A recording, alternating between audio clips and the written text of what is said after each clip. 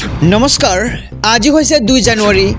অসমৰ লগতে ভাৰতৰ বিভিন্ন প্ৰান্তৰ পৰা আজি ৰাতিপুৱাৰ কেইবাটাও খবৰ আহি পৰিছে।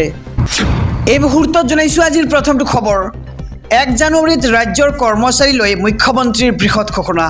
10 লাখৰ পৰা 1 কোটি টকা পৰ্যন্ত লাভ কৰিব বীমাৰ ধন। 1 জানুৱাৰীত ৰাজ্যৰ কৰ্মচাৰীসকললৈ মুখ্যমন্ত্ৰী ডক্টৰ হিমন্ত বিশ্ব শৰ্মাৰ ডাঙৰ ঘোষণা। 10 লাখৰ পৰা 1 কোটি টকা পৰ্যন্ত কৰ্মচাৰীয়ে পাব বীমাৰ ধন।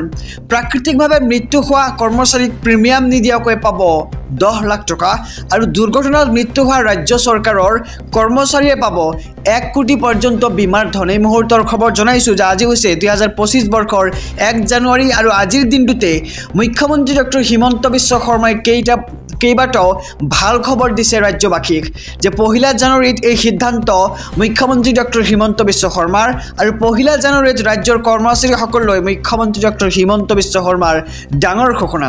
10 লাখৰ পৰা 1 কোটি টকা পৰ্যন্ত কৰ্মচাৰীয়ে পাব বীমাৰ ধন আৰু প্ৰাকৃতিকভাৱে মৃত্যু হোৱা কৰ্মচাৰীক প্ৰিমিয়াম নিদিয়াকৈ পাব 10 লাখ টকা আৰু ইয়াৰ লগতে দুৰ্ঘটনাত মৃত্যু হোৱা ৰাজ্য চৰকাৰৰ কৰ্মচাৰীয়ে পাব 1 কোটি টকা পৰ্যন্ত বীমাৰ ধন। এই মুহূৰ্তত জনাইছোঁ আজিৰ দ্বিতীয় নম্বৰ খবৰটো। আজি হৈছে 1 জানুৱাৰী আৰু আজিৰে পৰা হোৱাটছএপ, ফেচবুক আৰু ইনষ্টাগ্ৰাম কেইটামান বিশেষ মোবাইল ফোনত বন্ধ হৈ পৰিব। সামাজিক মাধ্যম ব্যৱহাৰকাৰীসকলৰ বাবে আহি পৰিছে বেয়া খবৰ। আজিৰে পৰা 20টাকৈ স্মাৰ্টফোনত বন্ধ হৈ পৰিব হোৱাটছএপ, ফেচবুক আৰু ইনষ্টাগ্ৰাম।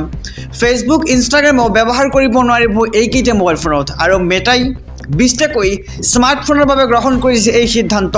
আৰু এনে স্মাৰ্টফোন আছে নেকি আপোনাৰ হাতত? ডিভাইচৰ ছিকিউৰিটিক লৈ মেটাই গ্ৰহণ কৰিছে এই বিশেষ সিদ্ধান্ত আৰু 2013 চনত লঞ্চ হোৱা এণ্ড্ৰইড কিটকেট আৰু পুৰণি এণ্ড্ৰইড অপাৰেটিং ছিষ্টেমৰ বাবে বন্ধ কৰিছে ছাপৰ্ট আৰু হেকাৰৰ পৰা স্মাৰ্টফোন ব্যৱহাৰকাৰীক সুৰক্ষিত ৰখাৰ বাবে মেটাই লৈছে এই বিশেষ সিদ্ধান্ত। আৰু সামাজিক মাধ্যম ব্যৱহাৰকাৰীসকলৰ বাবে আহি পৰিছে বেয়া খবৰ, কিয়নো আজি হৈছে 1 জানুৱাৰী আৰু আজিৰে পৰা কেইটামান বিশেষ মোবাইল ফোনত বন্ধ হৈ পৰিব হোৱাটছএপ, ফেচবুক আৰু ইনষ্টাগ্ৰাম। আৰু আজিৰে পৰা 20টাকৈ স্মাৰ্টফোনত বন্ধ হৈ পৰিব হোৱাটছএপ আৰু ফেচবুক, ইনষ্টাগ্ৰাম ব্যৱহাৰকাৰীসকলৰ বাবেও বেয়া খবৰ, কিয়নো কেইটামান বিশেষ মোবাইল ফোনত বন্ধ হৈ পৰিব আজিৰে পৰা ফেচবুক, ইনষ্টাগ্ৰাম আৰু হোৱাটছএপ। এই মুহূৰ্তত জনাইছোঁ আজিৰ তৃতীয় নম্বৰ খবৰটো। আজি হৈছে 1 জানুৱাৰী, ৰাজ্যবাসীৰ বাবে ডাঙৰ দিন। চৰকাৰী কৰ্মচাৰীৰ পৰা গৃহিণীলৈকে সকলোৱে পাব ভাল খবৰ। আৰু কোনে কোনে লাভ কৰিব এই ভাল খবৰ?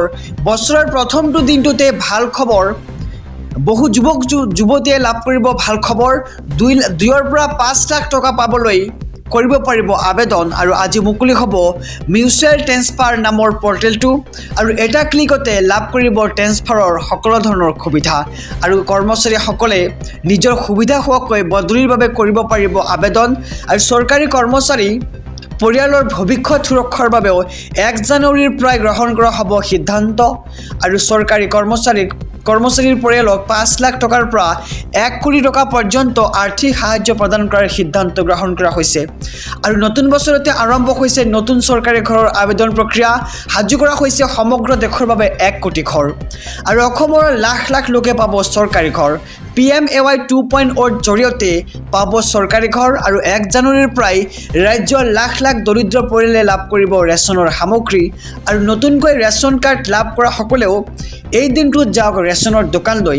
আৰু 1 তাৰিখৰ পৰা 10 তাৰিখৰ ভিতৰতে আপুনি লাভ কৰিব অৰুণোদয়ৰ 1250 টকা আৰু প্ৰতিগৰাকী মহিলাৰ একাউণ্টত 1250 টকা সোমাই দিয়া হ'ব অৰুণোদয় আঁচনিৰ। আহিছোঁ পৰৱৰ্তী খবৰৰ মাজলৈ। 1 জানুৱাৰীৰ পৰা সলনি হ'ব বতৰ, বৃদ্ধি হ'ব শীতৰ প্ৰকোপ আৰু কেইটামান ঘণ্টা নতুন বৰ্ষক আদৰিবলৈ। আৰু নতুন বৰ্ষৰ আৰম্ভণিতে কিন্তু দেশৰ বিভিন্ন প্ৰান্তত পৰিব প্ৰচণ্ড শীত। আৰু নৱবৰ্ষৰ আৰম্ভণিতে দেশৰ ধৰণে হ'ব বতৰ, দেশৰ বৃদ্ধি পাব শীতৰ প্ৰকোপ। এই মুহূৰ্তৰ খবৰ জনাইছোঁ আমাৰ সমূহ দৰ্শকক যে ভাৰতীয় বতৰ বিজ্ঞান কেন্দ্ৰৰ এই সতৰ্কবাণী। উত্তৰ ভাৰতৰ ৰাজ্যসমূহত অধিক বৃদ্ধি পাইছে শীতৰ প্ৰকোপ। বিভিন্ন ৰাজ্যত হ্ৰাস পাইছে তাপমাত্ৰা। অসমৰ কেইবাখনো জিলালৈ সতৰ্কবাণী জাৰি কৰিছে বতৰ বিজ্ঞান কেন্দ্ৰৰ ফালৰ পৰা। উজনিৰ লগতে বৰাকৰ কেইবাখনো জিলাত ঘন কুঁৱলী পৰাৰ সতৰ্কবাণী, যাৰ বাবে ৰাজ্যৰ কেইবাটাও প্ৰান্তত হ্ৰাস পাব তাপমাত্ৰা। তিনিচুকীয়া, ডিব্ৰুগড়, যোৰহাট, গোলাঘাট, শ্ৰীভূমি, কাছাৰৰ লগতে হাইলাকান্দিত শীতৰ প্ৰকোপ বৃদ্ধি পোৱাৰ সম্ভাৱনা আৰু স্বাভাৱিক তাপমাত্ৰাতকৈ হ্ৰাস পাব তাপমাত্ৰা।